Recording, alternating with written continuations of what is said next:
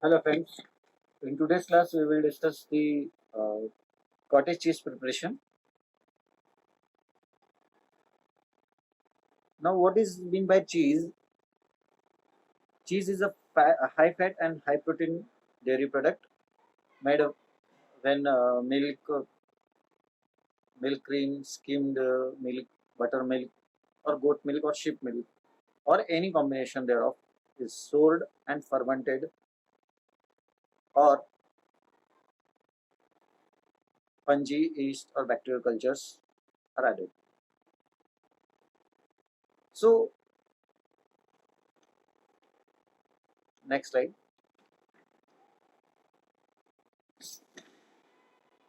Once the majority of the whey is removed, the cheese that remains is either eaten as it is or left to ripen and eaten at different stages of maturity of the cheese. So cheese क्या होता है? Cheese एक high fat high protein containing milk product है जो कि milk, cream milk, skim milk, goat milk या sheep milk से sheep milk को सोवर या फर्मेंट करके with the addition of fungi और number of the bacteria are there, वो ऐड करके हम उसको फर्मेंट करवा के चीज बना सकते.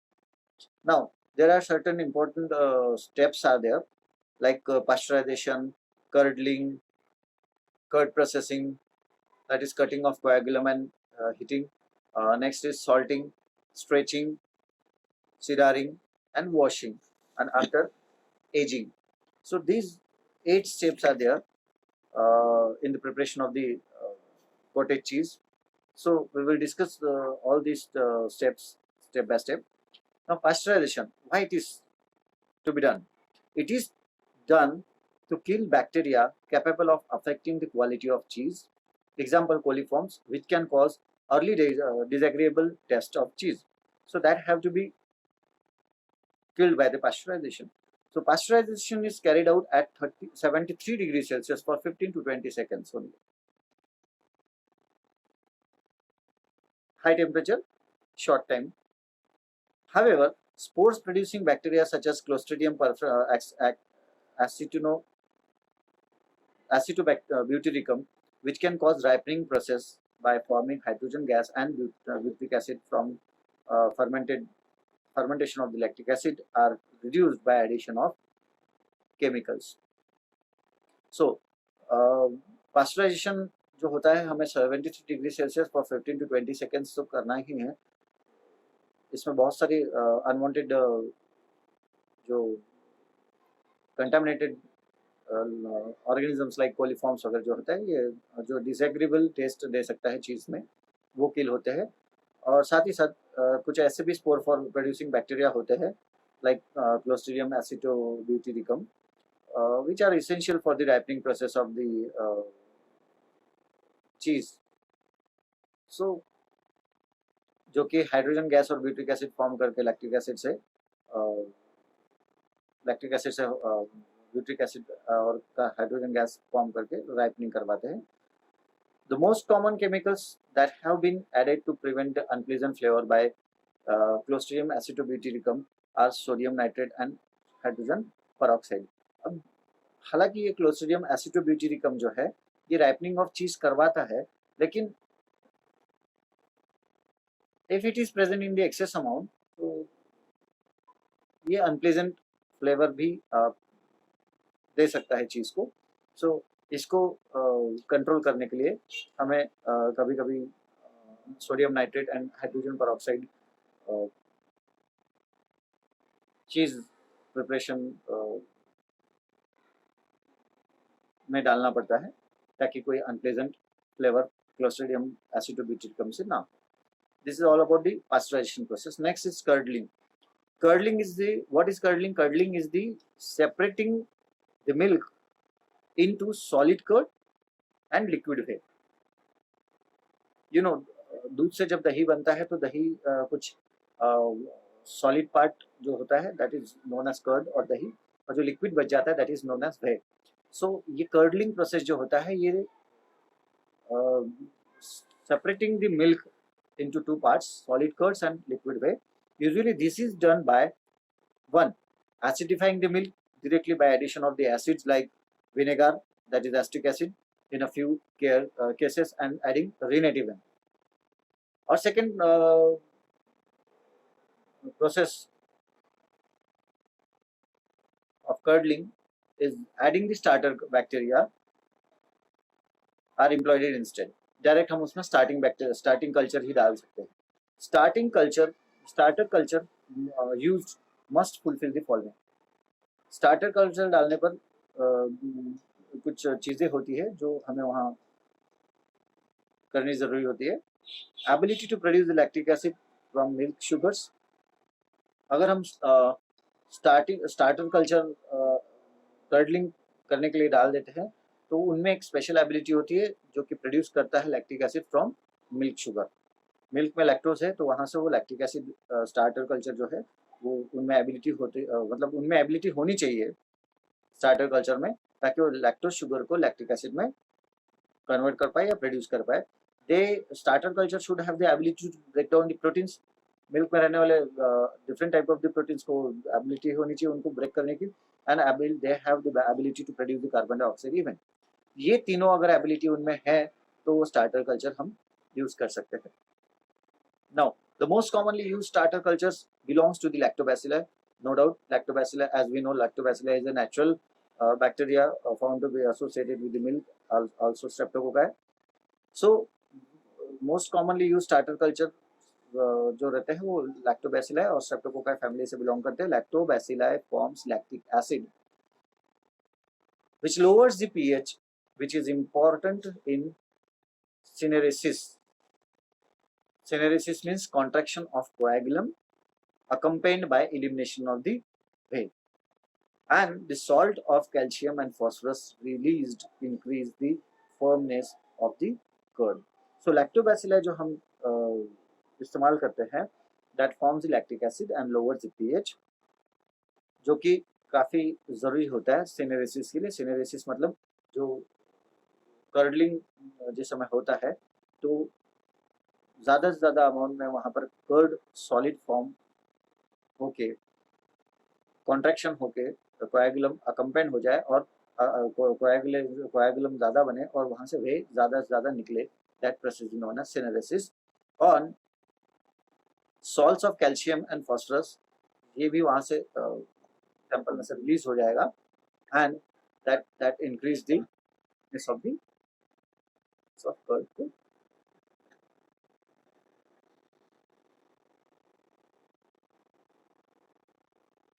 Lactic acid also suppress surviving bacteria after pasteurization and recontamination.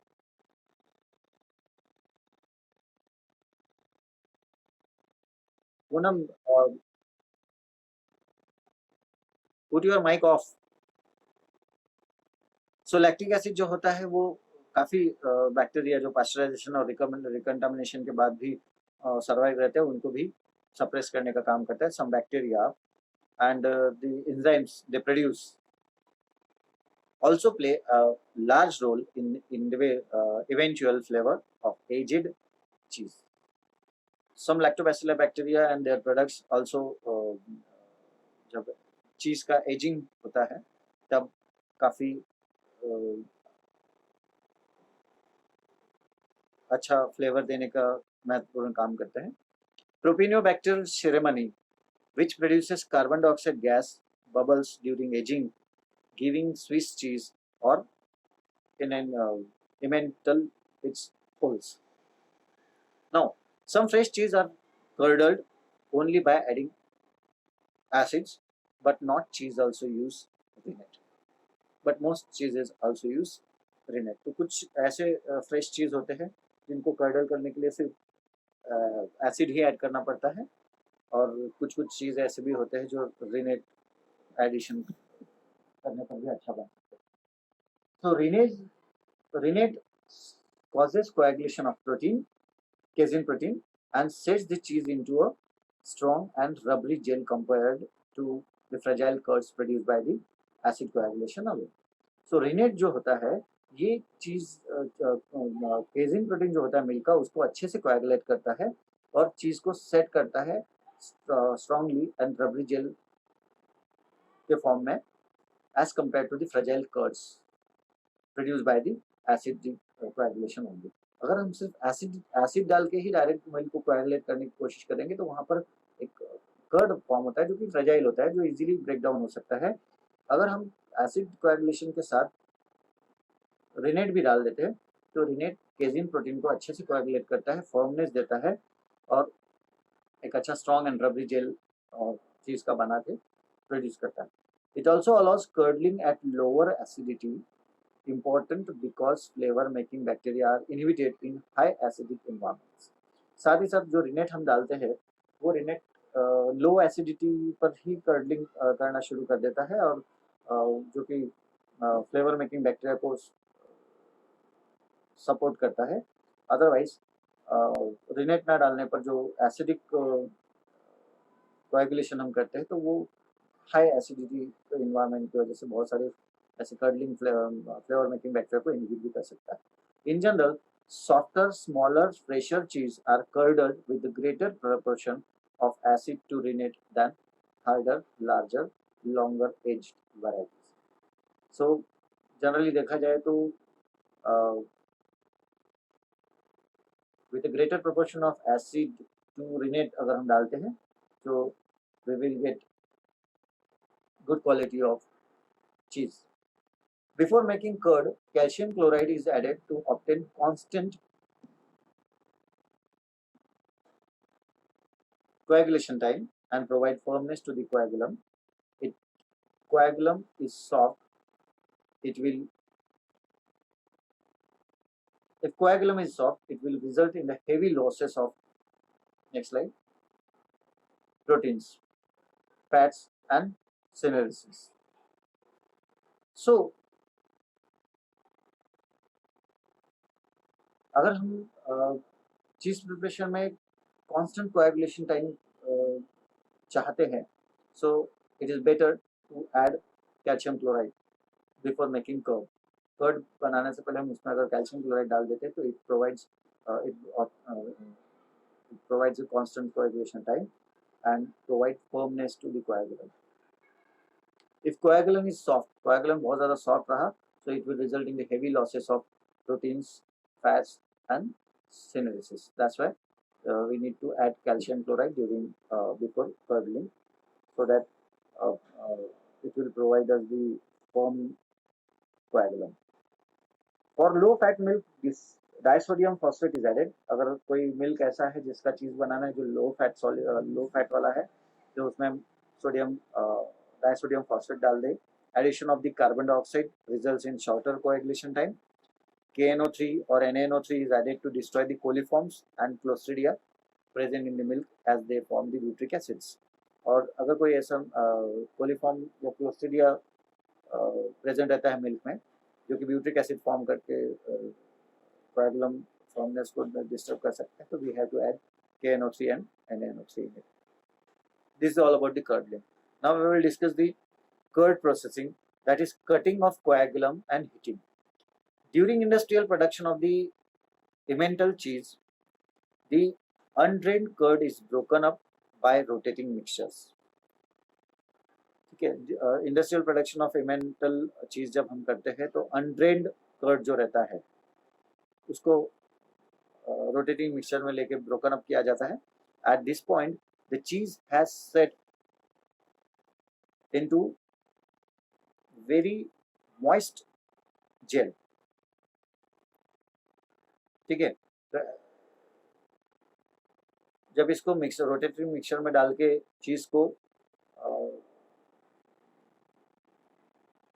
हम ब्रोकन डाउन करते हैं, ब्रोकन अप करते हैं, so at this point cheese has set into very moist gel, बहुत ज्यादा मॉइस्ट जेल बन जाता है। Some soft cheese are now essentially complete, they are drained, उसमें से पूरा वे निकाला जा चुका है, salted and packaged.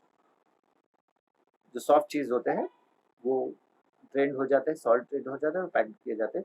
For most of the rest the curd is cut into the small cubes. Curd को छोटे छोटे टुकड़ों में काटा जाता है. This allows water to drain from the individual piece of curd.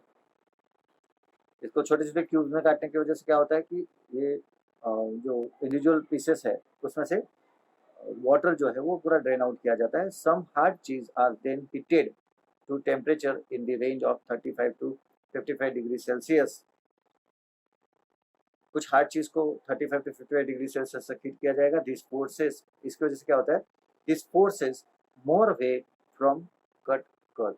इसकी वजह से क्या होता है, वो हीट करने की वजह से वहां से जो वे है वो बाहर निकल जाता है, वो ड्रेन आउट हो जाता है. It also change the taste of the finish cheese affecting both the bacterial culture and the milk chemistry. ये फिनिश चीज जो फाइनल बनने वाला चीज है उसका थोड़ा टेस्ट भी चेंज कर सकता है और दोनों को अफेक्ट करता है, बैक्टीरियल कल्चर को भी और मिल्क की केमिस्ट्री को. Cheese that are heated to higher temperature are usually made with the thermophilic starter bacteria which survives this state even either lactobacillus or streptococcus. So इतना टेम्परेचर पर अगर हम 35 टू 55 डिग्री सेल्सियस पर उसको हम heat करने वाले हैं, सो उस वजह से उसका ड्रेन आउट तो हो जाएगा, वे वहाँ से पूरा निकल जाएगा, but it may changes the taste and it may affect the bacterial culture and milk chemistry. So इसीलिए हमें चीज़ें जो चीज़ हम बनाते हैं जो जिनको हीट करना होता है एट हायर टेम्परेचर, सो उनको ऐसी चीज़ बनाने के लिए